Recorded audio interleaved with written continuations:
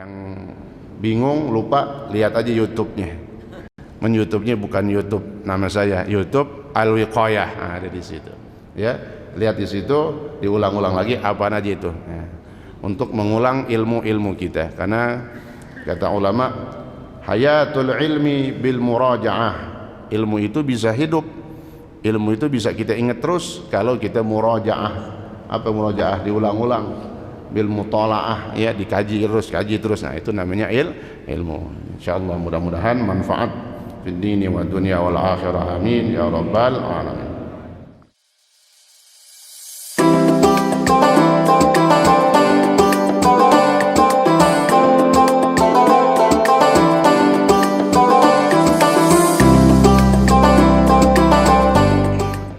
Mari kita lanjutkan pelajaran kita dalam kitab Hadis Arba'in Nawawi. Kita masih membahas tentang al-halalu bayyinun wal haramu bayyinun. Hadis yang di situ menyatakan tentang garis besar ketentuan hukum di dalam syariat antara yang halal dan yang haram.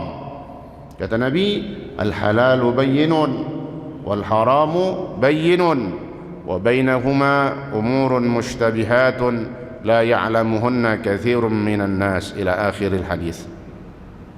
Kata Nabi, al-halalu bayyinun.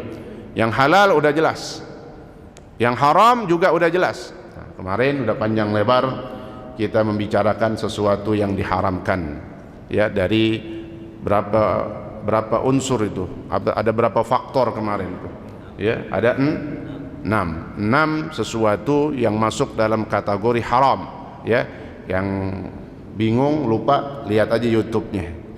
YouTube-nya bukan YouTube nama saya, YouTube Al-Wiqayah. Nah, ada di situ. Ya, lihat di situ, diulang-ulang lagi apa aja itu. Ya. Untuk mengulang ilmu-ilmu kita, karena kata ulama, hayatul ilmi bil muraja'ah. Ilmu itu bisa hidup, ilmu itu bisa kita ingat terus kalau kita muraja'ah. Apa muraja'ah? Diulang-ulang.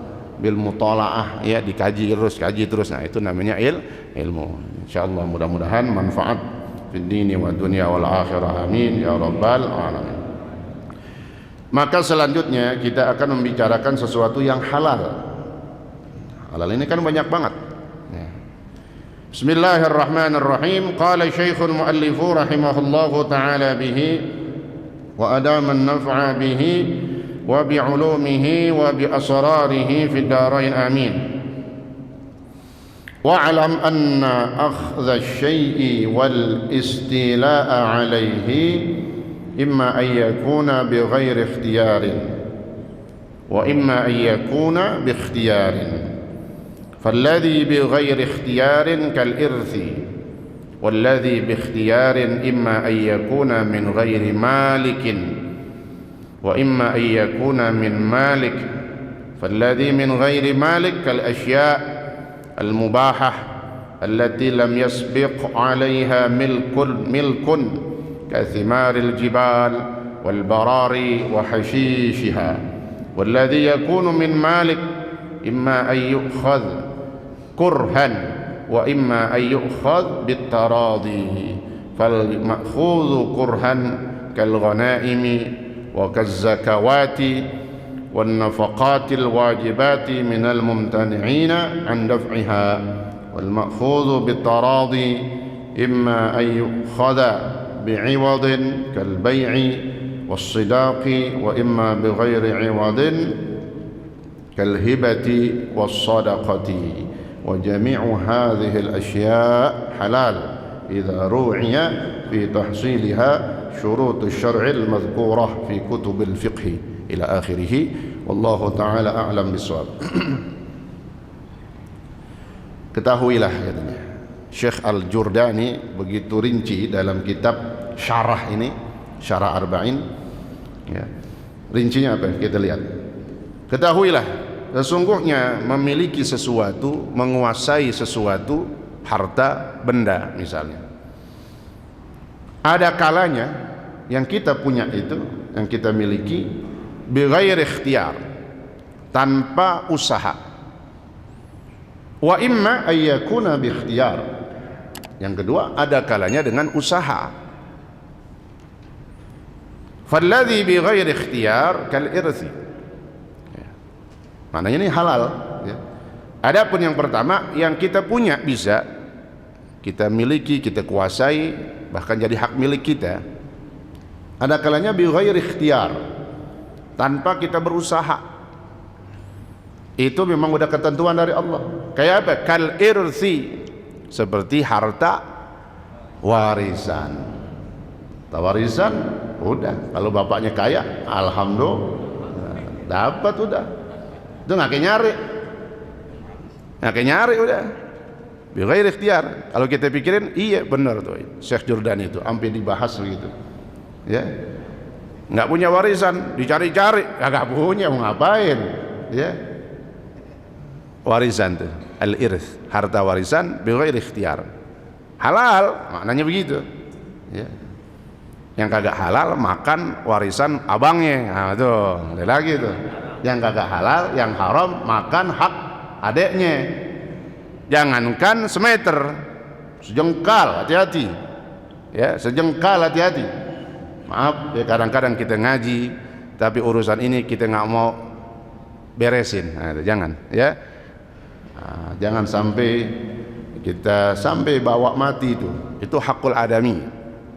Hakul adami itu jadi batu ganjalan terbesar di akhirat. Bukan kecil batunya, batu ganjalan terbesar di akhirat. Dia bisa menghalangi kita masuk surga.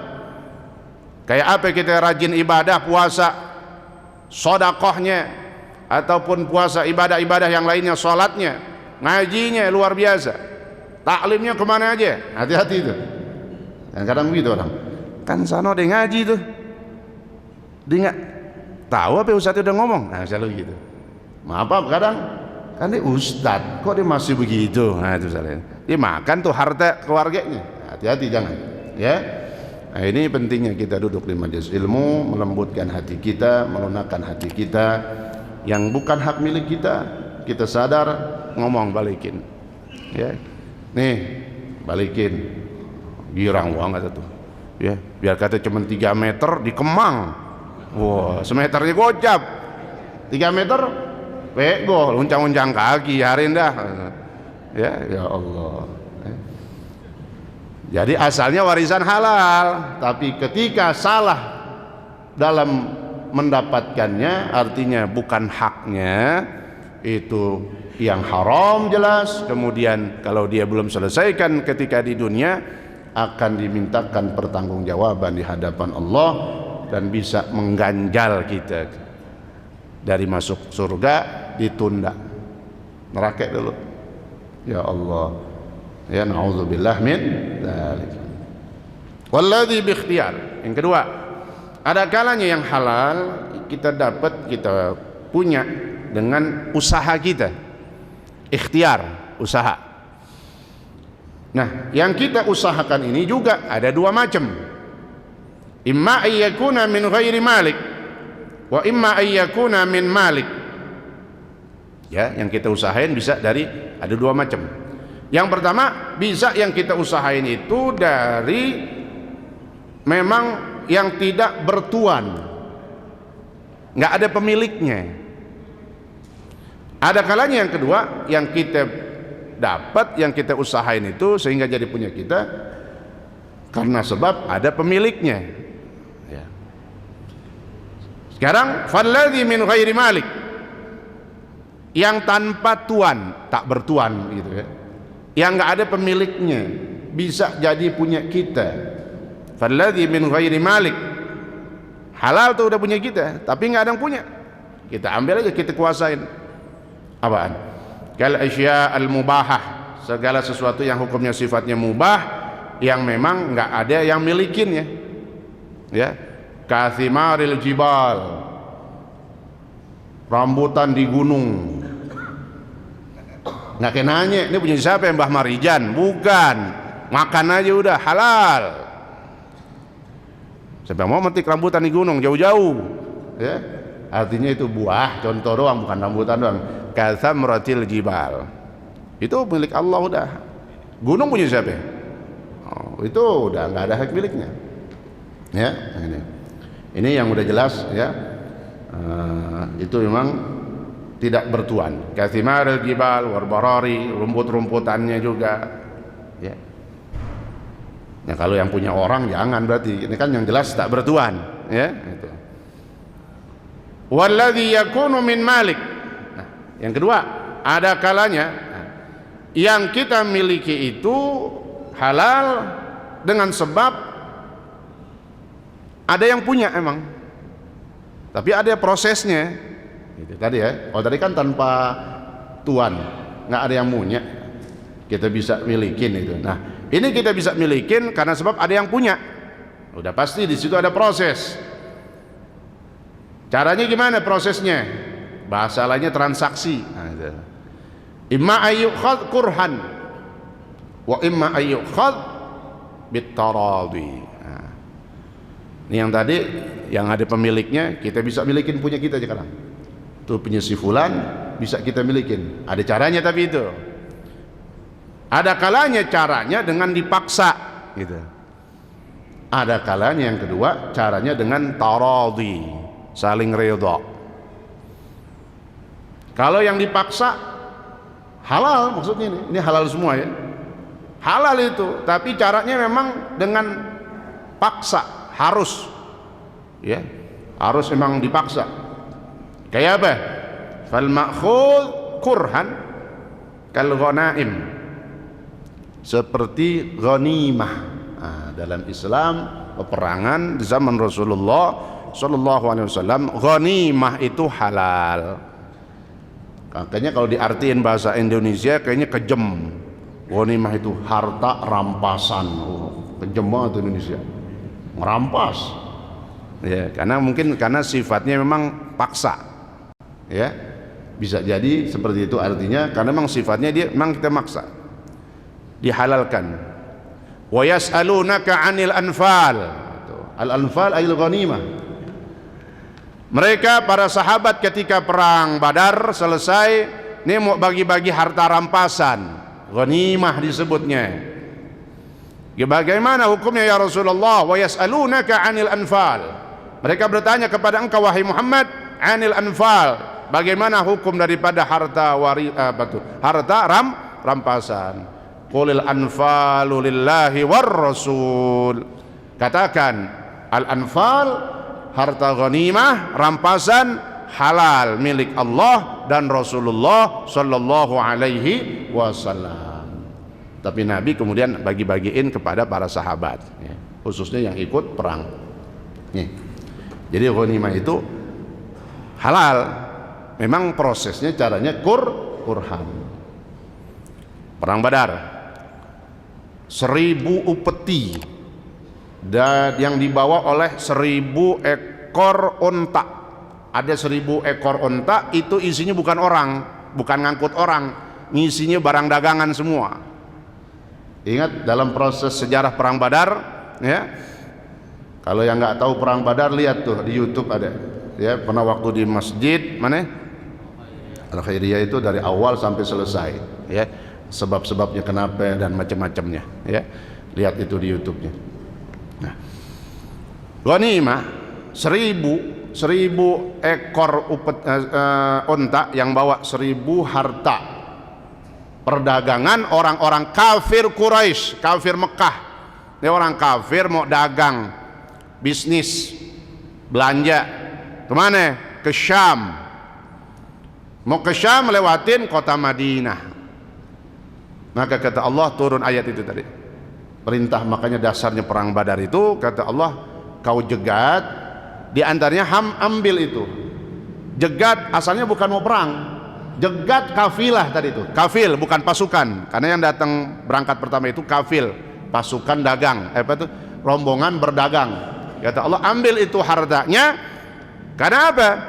Yang dibawa, yang dimiliki orang-orang kafir itu adalah milik orang-orang muhajirin. Tahu muhajirin? Yang waktu hijrah ke kota Madinah dia tinggalin tuh hartanya, ditinggalin tuh kebunnya, sertifikat ya. Kalau ditinggal yang ngambil siapa? Kafir kuasain tuh semuanya. Nah, maka ketika mereka mau berangkat berdagang nih orang kafir ke Syam, diperintahkan oleh Allah untuk menjegatnya, Untuk apa? Ngambil kembali, karena itu halal, dan itu disebutnya begitu proses perang selesai, ghanimah, harta rampasan, halal. Ya. Ini contoh-contoh yang halal tapi prosesnya memang dipaksa, perang dulu modelnya gitu.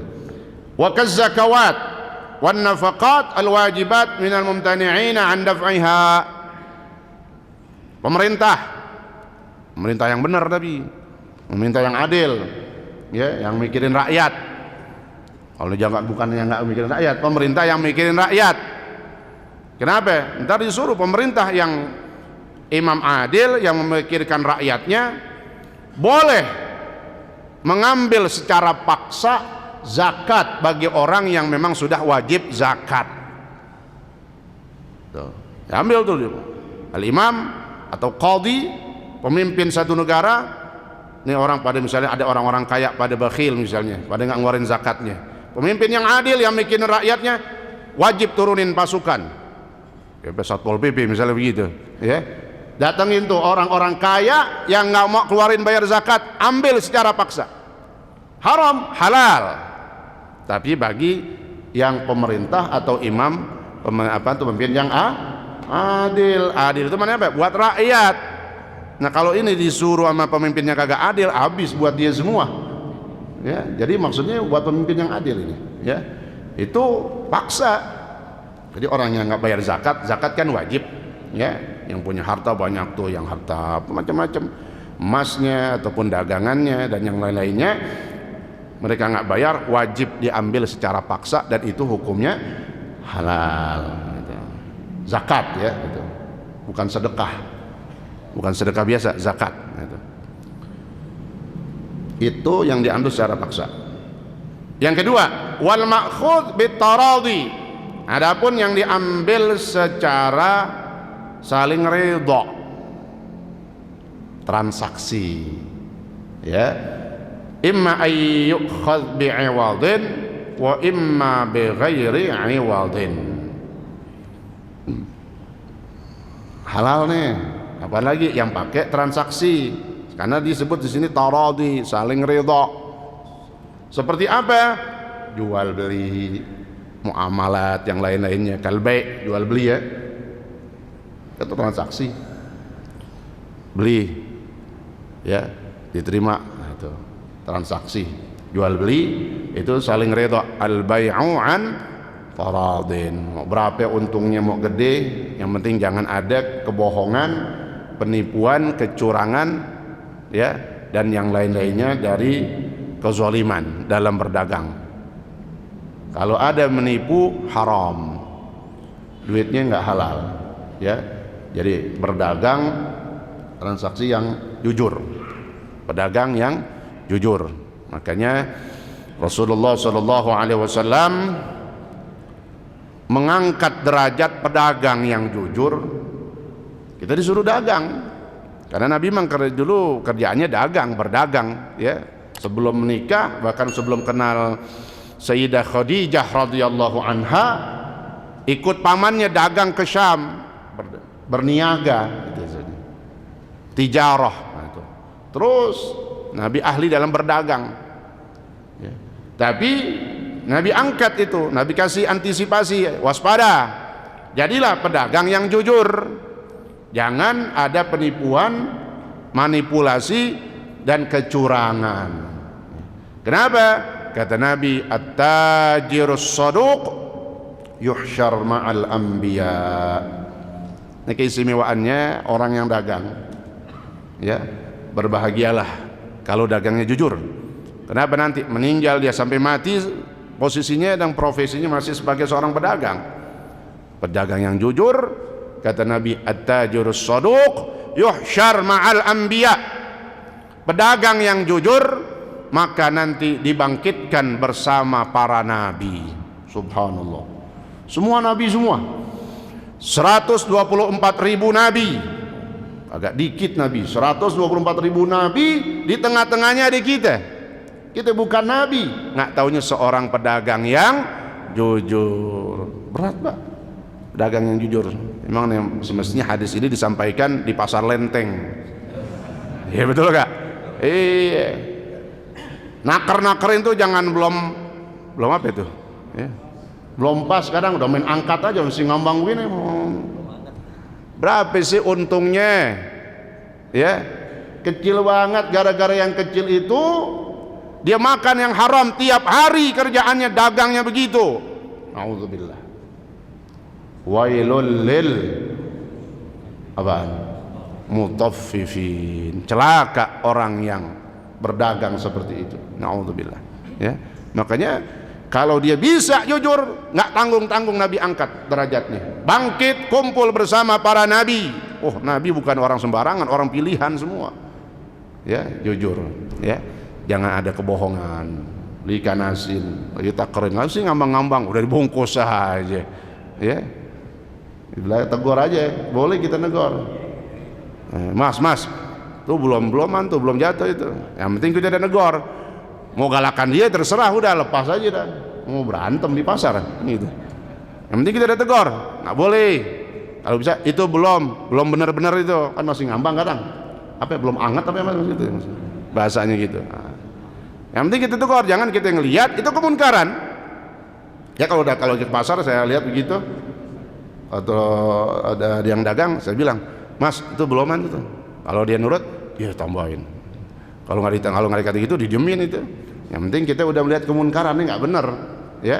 Yang kita lihat,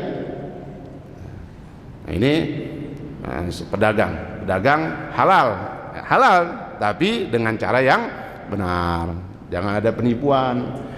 Satu hari Nabi masuk pasar Suqul Madinah, pasar korma di kota Madinah.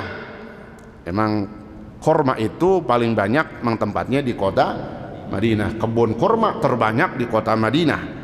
Sahabat Nabi Abu Thalhah terkenal punya kebun kurma paling banyak, dan satu kebun kurma yang paling jadi andalannya itulah yang disebut kebun kurma Bayruha, yang Nabi pernah masuk di dalamnya, didoain sama Nabi, dan Nabi katakan ini kurma yang paling lezat. Dari situlah maka disebut kurmanya kurma tamr ajwah. Nah, itu kurmanya Rasulullah sallallahu alaihi wasallam.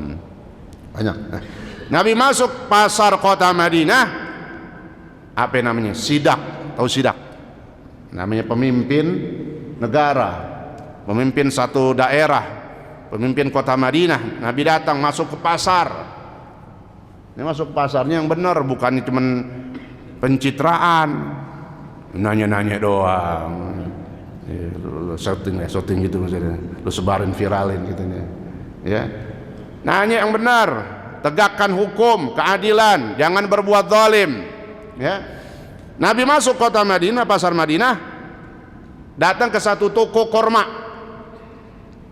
Nabi lihat nih korma atasnya cakep banget dah. Bahasanya montok nih korma. Oh, enak. Yang gede-gede itu. Nabi rogoh, tahu rogoh? Nabi masukin tangannya ke bagian dalamnya, bawahnya. Begitu diangkat, yang di bawahnya itu hancur, rusak, kualitasnya yang buruk. Atasnya ditaruhin yang cakep-cakep, bawahnya isinya apa? Banyak, contohnya beras, begitu juga, semuanya dah. Ya, bentuk-bentuk jenis barang-barang dagangan, hati-hati, jangan seperti itu. Nabi lihat, bawahnya hancur nih, atasnya cakep banget, orang bisa tertipu. Kata Nabi, man ghasyana falaysa minna. Siapa yang menipu maka bukan termasuk umatku. Diancam Nabi. Ya. Nah, jadi halal asalnya itu berdagang dengan cara yang diridhoi oleh Allah dan saling redha. Apalagi yang halal nih, tapi dengan syarat saling redha. Ya. Dan ini jadi yang halal saling redha, bi'iwad, tahu bi'iwad? Ada tukar menukarnya. Itu tadi itu seperti jual beli kan ada tukar menukar. Kita mau barang kasih gitu. Jual beli bi'iwad, halal. Ada lagi yang pakai iwad, pakai harta. Ya artinya pakai bayar istilahnya, halal. Mas kawin. Wassadaq. Itu mas kawin tuh. Ya, jangan mau kawin doang. Mas kawinnya kagak modal. Ya, dengkul doang dibawa gitu. Kenapa? Itu sebagai proses untuk menghalalkan, ya. Wa imma Ada kalanya yang halal ini yang saling ridha nggak pakai iwat, tahu tuh iwat tadi, ganti, nggak pakai tukar-tukar begitu. Bi ghairi iwat, tanpa ganti, tanpa tukar menukar. Seperti apa? Kal hibah. Kita dapat hibah, ada bab dalam fikih namanya babul hibah. Hibah, pemberian seseorang. Hibah, ya. Hibah itu halal, ya. Wassadaqah, itu sedekah, kita dapat sedekah dari orang infak kepada kita, sedekah halal. Wa jami'u hadhihi al-asya' halalun. Tuh, makanya di sini dikatakan, beliau tegasin di belakang, semua ini halal apabila memenuhi dan menjaga syarat-syaratnya di dalam ilmu fikih tadi itu. Jual beli duit hasil dagang halal kalau memang saling ridha dan tidak ada tipu menipu, ya. Warisan halal, enak itu rezeki nomplok, tapi kalau sesuai dengan aturan Islam.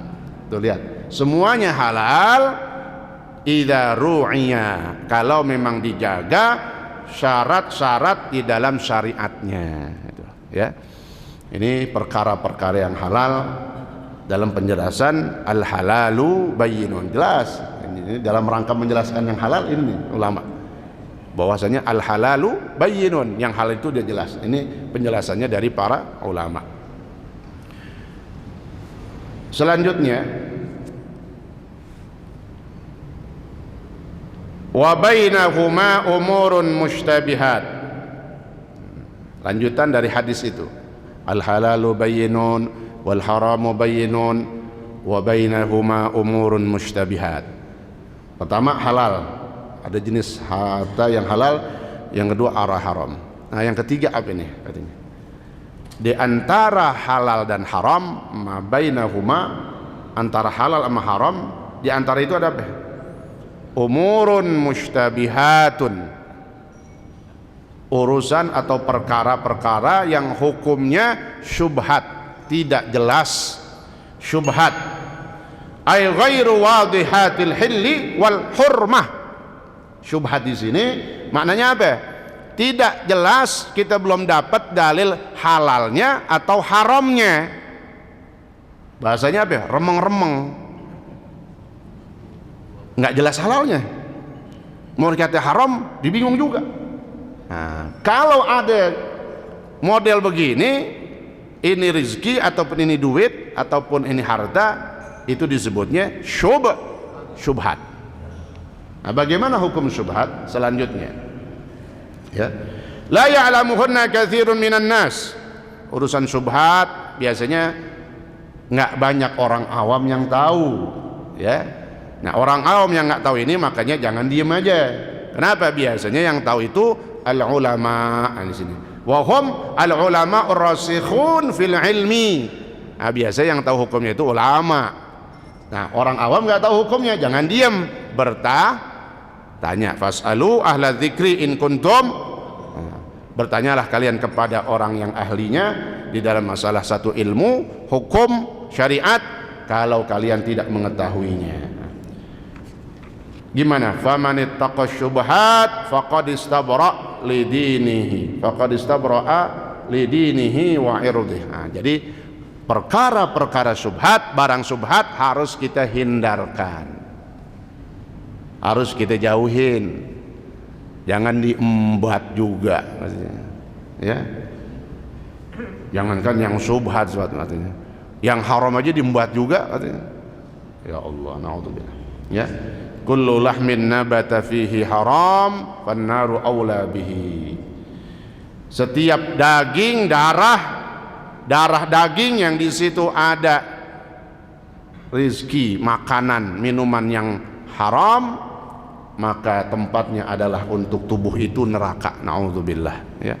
Maka penting menjaga, ya, bukan saja yang haram tapi yang syubhat. Faman ittaqa syubhati faqad istabra'a li dinihi wa irdihi. Nah, kata Nabi apa?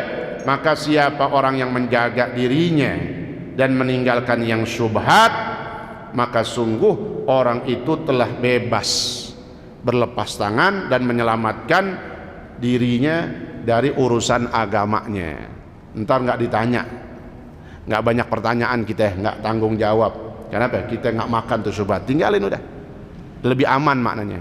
Istabara lidini, dia telah mengamankan dirinya dalam urusan agamanya. Wa irdihi, dan termasuk harga dirinya, kehormatannya. Lihatin, orang meninggalkan syubhat yang nggak jelas halal haramnya tadi itu, bukan saja dia selamat sesuai dengan syariat, dia juga menyelamatkan harga dirinya, Pak. Kalau ada yang haram, justru orang pada yang oh tuh orang tukang makan gituan tuh, itu gimana hukumnya? Orang belum tahu hukumnya nih. Misalnya apa? Ngentit, tahu ngentit? Ngentit apaan aja dah? Ya ngentit, dia ngentit mulu tuh misalnya. Ada yang disunat, kalau nggak tahu ngentit sunat, gitu ya. Hukumnya gimana sih ngentit? Kan nggak tahu tuh misalnya. Syubhat. Tuh dia sering makan gitu tuh. Pokoknya kalau lewat dia sunat dulu dah, katanya. Sunat lagi. Katanya. Nah itu syubhat. Ya. Nah jadi orang yang sering makan itu secara umum manusia pun melihat. Ini orang sudah sering makan harta itu barang syubhat, dan berarti orang ini telah merusak harga dirinya sendiri. Jadi bukan yang haram doang. Kalau haram jelas, orang makan haram jelas, oh tercela. Syubhat begitu juga sama, kata Nabi. Ya. Na'udzubillah min dzalik. Ya, jangan sampai kita kemaruk, tahu kemaruk? Rakus, tomak, ya. Maka ada doa dalam doa sholat kita, habis sholat, dalam sholat duha, kita minta rezeki kita yang halal, ya. Insyaallah yang halal itu yang menjadi keamanan dunia akhirat, bukan di dunia doang, dunia akhirat. Wallahu taala a'lam bissawab.